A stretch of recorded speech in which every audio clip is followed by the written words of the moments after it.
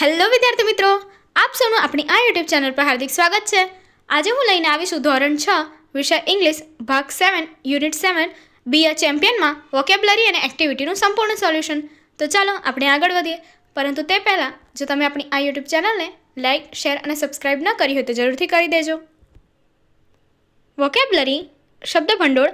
Find the words from the grid, એટલે કે અહીંયા જે ગ્રીડ આપ્યું છે એમાંથી શબ્દો એટલે કે કૌંસમાં આપેલા શબ્દો શોધવાના છે. એના પર અહીંયા ટેબલ્સ પર સર્કલ બનાવવાના છે. તો ચાલો જોઈએ. સર્કલ ધ કરેક્ટ સ્પેલિંગ, એટલે કે જે સાચા શબ્દો છે એના પર સર્કલ કરવાનું છે, સાચા જોડની સાથેના. ઓકે, તો જોઈએ. ફર્સ્ટમાં શું છે? સર્કલ આપણને અહીંયા કરીને જ આપેલા છે. તો અહીંયા છે પેટ્રિયોટિક, સેકન્ડ છે ક્વિક, થર્ડ છે કન્ટ્રી, ફોર્થ છે બેડમિન્ટન, ફિફ્થ છે ક્રેકિંગ. ઓકે, નેક્સ્ટ જોઈએ. Classify the words according to the mention sports, એટલે કે ઉલ્લેખિત રમતો અનુસાર શબ્દોનું વર્ગીકરણ કરો. એટલે કે કૌંસમાં આપણને શબ્દો આપેલા છે, જે તે રમતના અકોર્ડિંગ એવી શબ્દોને એના અંદર બોક્સમાં ટેબલમાં લખવાના છે. તો ચાલો જોઈએ. વર્ડ કયા છે? Cricket, football, golf, kabaddi, tennis, kho kho, race, langdi, archery. બેડમિન્ટનમાં રેકેટ, કોર્ટ, આર્કરીમાં બો, એરો, ચેસમાં મૂસ, ક્વીન, હોકીમાં hockey stick and goal. Activity એટલે કે અહીંયા એક પ્રવૃત્તિ આપી છે, ચાલો તે જોઈએ. લેટ્સ પ્લે આઈડેન્ટિફાય મી, ચાલો રમીએ મને ઓળખો. શિક્ષક વર્ગને 2 જૂથમાં વિભાજિત કરશે. દરેક જૂથમાંથી એક વિદ્યાર્થી આગળ આવશે અને વર્ગ સમક્ષ તેની મનપસંદ રમતની એક્શન કરશે. અન્ય જૂથ ક્રિયાનું અને રમતનું અનુમાન કરશે. જે જૂથ સાચી રમત ઓળખશે તે જૂથને 1 પોઈન્ટ મળશે. શિક્ષક વિદ્યાર્થીઓને શક્ય તેટલું વધુ રમત વિશે વિચારવા અને અલગ અલગ ક્રિયાઓની એક્શન કરવા માટે પ્રોત્સાહિત કરશે. સ્પીકિંગ એટલે કે કથન. ડિસ્ક્રાઇબ ધ પિક્ચર્સ, ચિત્રનું વર્ણન કરો. ગિલ્લી દંડા, લંગડી એન્ડ કબડ્ડી. અહીંયા આપણને 3 અલગ અલગ પિક્ચર એટલે કે ચિત્રો આપેલા છે. એના ઉપરથી આપણે જોવાનું છે અને આઈડેન્ટિફાઈ કરવાના છે. તો ચાલો જોઈએ. પહેલું ચિત્ર જે અહીં આપ્યું છે, this is a picture of gilli danda, એટલે કે ગિલ્લી દંડાનું પિક્ચર છે. Second, this is a picture of langdi, એટલે કે લંગડી રમત જે છે એનું પિક્ચર છે.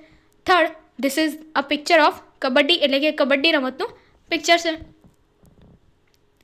Read the dialogue, make pairs and enact. સંવાદ વાંચો, જોડી બનાવો અને નાટક કરો. Swapnil says I like kho kho very much, do you like it? Swapnil કહે છે મને ખોખો બહુ ગમે છે, તને ગમે છે? Kiyan says no I don't, but I like kabaddi very much. Why do you like kho kho? ના, મને નથી ગમતું, પરંતુ મને કબડ્ડી વધારે ગમે છે. પણ તને ખોખો શા માટે ગમે છે? Swapnil says kho kho makes our body very flexible and quick. Swapnil કહે છે કે ખોખો આપણી બોડીને વધારે ફ્લેક્સિબલ અને ક્વિક એટલે કે ઝડપી બનાવે છે. Kiyan says yes, kabaddi also makes our body very strong and mind alert. એટલે કે હા, કબડ્ડી આપણા શરીર એટલે કે બોડી એટલે કે આપણા શરીરને સ્ટ્રોંગ એટલે કે મજબૂત પણ બનાવે છે અને માઇન્ડને અલર્ટ એટલે કે તેજ બનાવે છે.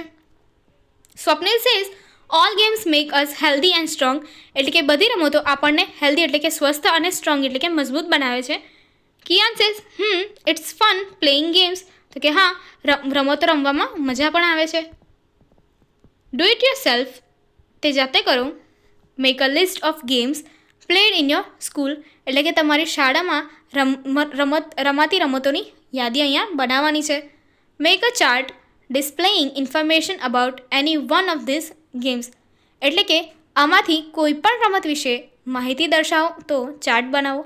Includes who plays this game. એટલે કે આ રમત કોણ રમે છે. વેર ઇઝ ઇટ પ્લેડ, આ રમત ક્યાં રમાઈ રહી છે. ઇઝ ઇટ આ ટીમ સ્પોર્ટ્સ, એટલે કે શું આ ગ્રુપમાં રમાય, ટીમ સાથે રમાય એવી રમત છે. How did this sport began, એટલે કે આ રમતની શરૂઆત કેવી રીતે થઈ. ફેમસ સ્પોર્ટ્સ પર્સન, એટલે કે જે તે રમત છે, જે તે સ્પોર્ટ્સ છે એમાં ફેમસ સ્પોર્ટ્સ પર્સન કોણ છે. List of games played in my school, એટલે કે મારી શાળામાં રમાતી રમતોની અહીંયા શું છે યાદી આપેલી છે. ક્રિકેટ, બાસ્કેટબોલ, ફૂટબોલ કે જેને સોસર બી કહેવાય છે, table tennis, volleyball, hockey, badminton, athletics like running, long jump et cetera, kho kho, kabaddi. Example chart cricket એટલે કે અહીંયા ક્રિકેટ માટેનો એક ચાર્ટ આપેલો છે. ચલો જોઈએ. ઇન્ફોર્મેશન આપેલી છે અને બીજી ડિટેલ્સ આપેલી છે. હુ પ્લેઝ ધીસ ગેમ એટલે કે આ ગેમ કોણ રમે છે? Boys and girls of all ages from children to professionals players એટલે કે છોકરા અને છોકરીઓ બધા ઉંમરના છોકરા અને છોકરીઓ રમે છે. અને એટલા જ નહીં પરંતુ બાળકો પણ અને પ્રોફેશનલ પ્લેયર્સ જે હોય છે એ પણ આ ગેમ રમે છે. વેર ઇઝ ઇટ પ્લેડ એટલે કે આ રમત ક્યાં રમવામાં આવે છે? On a cricket ground with a 22 yard pitch in the centre. Okay, તો એ ક્રિકેટ ગ્રાઉન્ડ પર રમવામાં આવે છે. Is it a team sports? શું આ એક ટીમ એટલે કે ગ્રુપની જેમ રમાય એવી રમત છે? Yes. 2 teams each with 11 players. તો કે હા, આમાં 2 ટીમ હોય છે અને એ પ્રત્યેક ટીમમાં કેટલા હોય છે? 11 પ્લેયર હોય છે. How did this sports began એટલે કે આ સ્પોર્ટ્સ જે છે રમત એની શરૂઆત કેવી રીતે થઈ? Cricket originated in England during the 16th century એટલે કે આ જે ક્રિકેટની રમત છે બરાબર છે એની શરૂઆત કેવી રીતે થઈ હતી? તો કે 16મી સદીની શરૂઆતમાં એ ઇંગ્લેન્ડમાં એની શરૂઆત થઈ હતી. And became popular across the British Empire એટલે કે એના પછી શું થયું છે? તો કે બ્રિટિશ એમ્પાયર જે હતું એના તરફ શું થયું છે? ધીરે ધીરે શું થઈ? પોપ્યુલર એટલે કે પ્રખ્યાત થઈ. ફેમસ સ્પોર્ટ્સ પર્સન એટલે કે આ રમત જે છે એવી રીતે અહીંયા આ રમતમાં સ્પેસિફિક જે આપણે કહીએ છીએ એવા સ્પોર્ટ્સ પર્સન કયા છે કે જે ખૂબ વધારે પ્રખ્યાત હોય? તો કે સચિન તેંડુલકર કે જે ક્રિકેટ માટે ઘણા પ્રખ્યાત છે. વિરાટ કોહલી, MS ધોની, કપિલ દેવ, મિથાલી રાજ, સ્મૃતિ મંદાના, આ બધા જે પ્લેયર્સ છે એ શું છે? આ બધા સ્પોર્ટ્સ પર્સન અહીંયા ક્રિકેટની વાત કરીશ તો આ શું છે? ક્રિકેટ માટેના સ્પેસિફિક પ્રખ્યાત સ્પોર્ટ્સ પર્સન છે. સેમ એવી રીતે તમે અહીંયા બીજા પણ આ ઉપર આપેલી રમતો લઈ શકો છો અને એના વિશેનો આ ચાર્ટ બનાવી શકો છો કે જેમાં એ ગેમ કેવી રીતે આ રમવામાં શરૂ થઈ હતી બરાબર છે?